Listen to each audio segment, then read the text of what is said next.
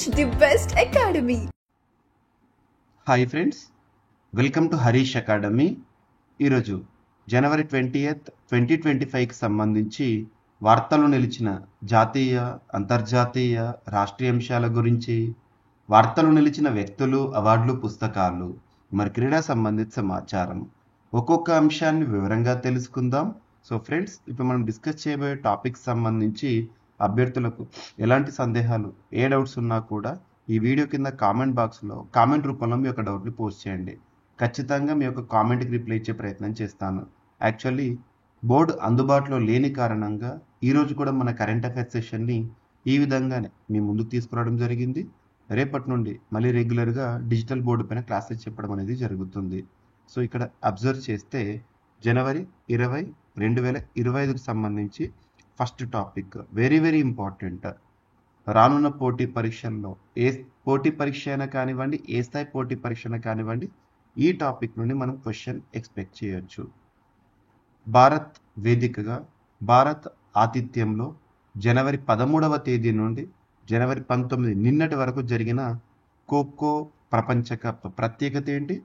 మొట్టమొదటి ఖోఖో ప్రపంచ కప్. ఇప్పటివరకు ఖోఖో ప్రపంచ కప్లు జరగలేదు, ఫస్ట్ టైం జరిగింది ఖోఖో ప్రపంచ కప్.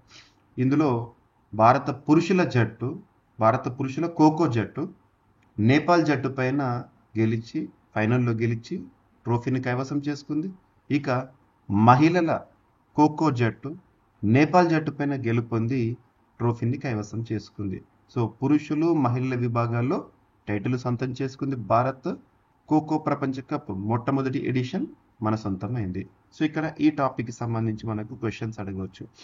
జనవరి 13, 2025 నుంచి జనవరి 19, 2025 వరకు భారత్ వేదికగా దేశ రాజధాని న్యూఢిల్లీలోని ఇందిరాగాంధీ ఇండోర్ స్టేడియంలో ఈ టోర్నీ అనేది జరిగింది. 6 ఖండాల నుంచి 24 దేశాలు పార్టిసిపేట్ చేయడం జరిగింది. పురుషుల ఈవెంట్ కోసం నీలి ట్రోఫీ అనేది, మహిళల ఈవెంట్ కోసం ఆకుపచ్చ ట్రోఫీ అనేది ఆవిష్కరించారు. ఇప్పటికే మనకు ట్రోఫీస్ ఇస్తారు కదా విజేతలకు.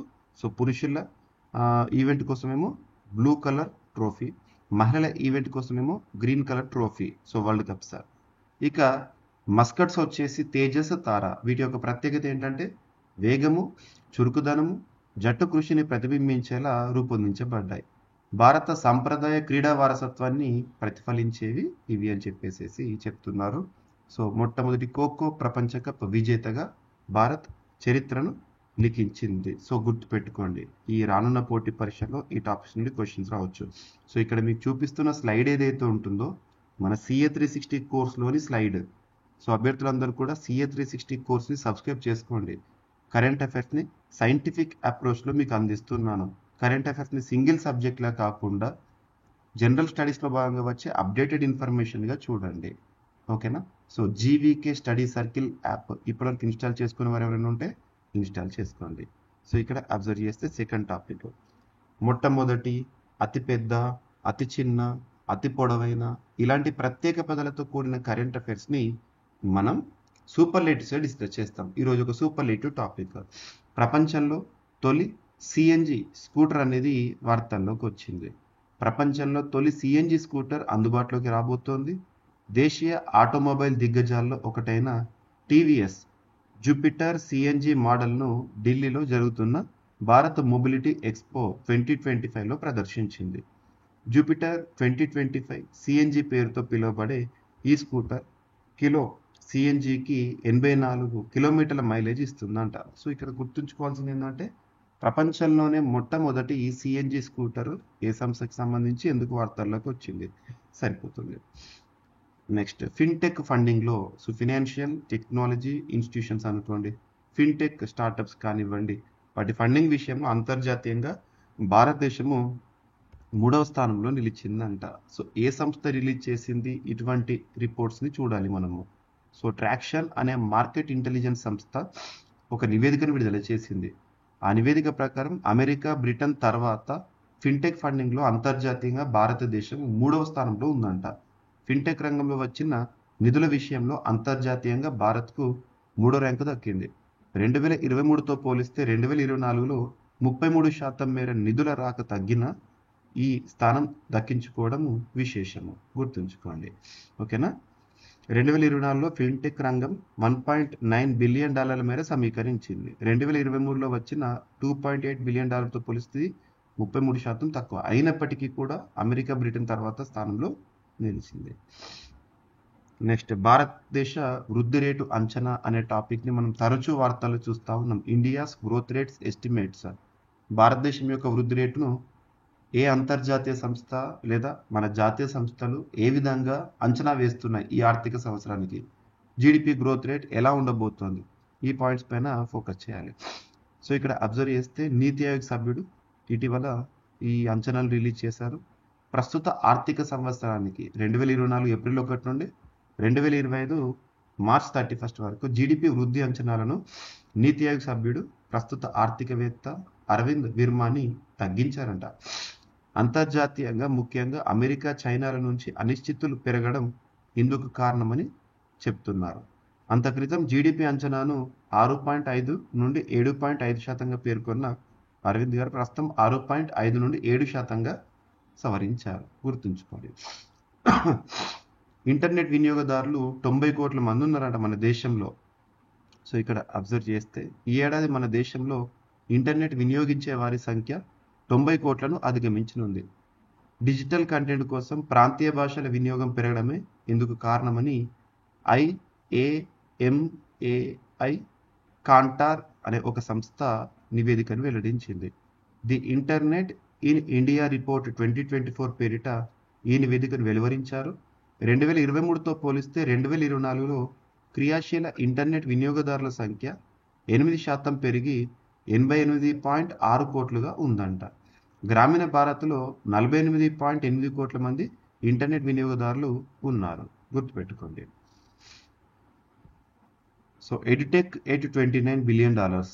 దేశంలో ఎడ్యుకేషన్ టెక్నాలజీ ఎడ్యుటెక్ మార్కెట్ వేగంగా విస్తరిస్తోంది. 2024లో $7.5 బిలియన్ అనే ఎడ్యుటెక్ మార్కెట్ 2030 నాటికి $29 బిలియన్ పెరగనుందంట.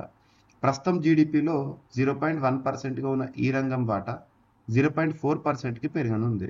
కరోనా సంక్షోభ సమయంలో విద్యార్థులు ఇంటి వద్దే చదువుకోవడానికి మొగ్గు చూపారు. దీంతో ఎడ్టెక్ కంపెనీలు ఆదరణ పెరిగింది. భారత ఇంటర్నెట్ మొబైల్ అసోసియేషన్, గ్రాంట్ థార్ంటన్ సంయుక్తంగా విడుదల చేసిన రిపోర్ట్లో ఈ వివరాలు అనేవి వెల్లడైనాయి అంట. ప్రస్తుతం దేశంలోని ఎడ్యుటెక్ కంపెనీల సంఖ్య 17,000కు పైగానంట. దేశంలోని ఎడ్యుటెక్ కంపెనీల్లో యూనికార్న్స్ కనీసం $1 బిలియన్ పైగా, అంటే సుమారు 8,600 కోట్లకు పైగా విలువ చేసే కంపెనీ యూనికార్న్స్ 7 ఉన్నాయంట ఎడ్టెక్ సంబంధించి. అండ్ నెక్స్ట్, భారత ప్రధాని నరేంద్ర మోదీ గారు ఇనాగ్రేట్ చేసిన భారత్ మొబిలిటీ గ్లోబల్ ఎక్స్పో 2025 ఎక్కడ జరగబోతోంది? భారత్ మండపం, న్యూఢిల్లీ వేదికగా జరుగుతోంది. ఏదైనా ఒక సదస్సు గురించి మనం నేర్చుకున్నప్పుడు దానికి సంబంధించి లొకేషన్ ఎక్కడ మరియు దాని యొక్క థీమ్ ఏంటి. So beyond boundaries co creating అనేది భారత్ మొబిలిటీ గ్లోబల్ ఎక్స్పో 2025 యొక్క థీమ్, గుర్తుపెట్టుకోండి. నెక్స్ట్, అంతర్జాతీయ అంశము. భారత్ అమెరికా మధ్య సైబర్ నేరాల దర్యాప్తుపై సహకార ఒప్పందం అనేది వార్తల్లోకి వచ్చింది. అంతర్జాతీయ సైబర్ నేరాల దర్యాప్తునకు సంబంధించి భారత్ అమెరికా మధ్య కీలక ఒప్పందం కుదిరింది. సైబర్ నేరాలను ఎదుర్కోవడంలో ఇరు దేశాల అధికారులు మరింత సహకారం అందించుకునేలా తాజాగా అగ్రరాజ్యం ఒక కొత్త ఒప్పందంపై సంతకం చేసింది. దీనికి సంబంధించిన ఒక ప్రకటనను భారత్ విడుదల చేసింది. సైబర్ నేరాలతో పాటు తీవ్రవాదం, ఉగ్రవాదానికి ఆర్థిక తోడ్పాటు, మాదక ద్రవ్యాల సరఫరా, అక్రమ వలసలు, మానవ అక్రమ రవాణా, మనీ లాండరింగ్, రవాణా భద్రత వంటి వివిధ అంశాల్లో భారత్ అమెరికా మధ్య భద్రతాపరమైన సంక్లిష్టత ఏర్పడిందంట, గుర్తుంచుకోండి. నెక్స్ట్, సైన్స్ అండ్ టెక్నాలజీలో భాగంగా ద్రవ ఇంజన్ రీస్టార్ట్ ప్రక్రియ విజయవంతమనే అంశంతో ఇస్రో మరొక ముందడుగు వేసింది. అంతరిక్ష వాహక నౌకల్లో వినియోగించే ద్రవ ఇంజన్ల రీస్టార్ట్ ప్రక్రియను విజయవంతంగా పూర్తి చేసినట్లు ఇస్రో ప్రకటించింది. ఇస్రో కొత్తగా ఇటీవల చైర్మన్ వచ్చారు, ఎవరు? వి నారాయణన్ గారు, ఇస్రో 10వ చైర్మన్.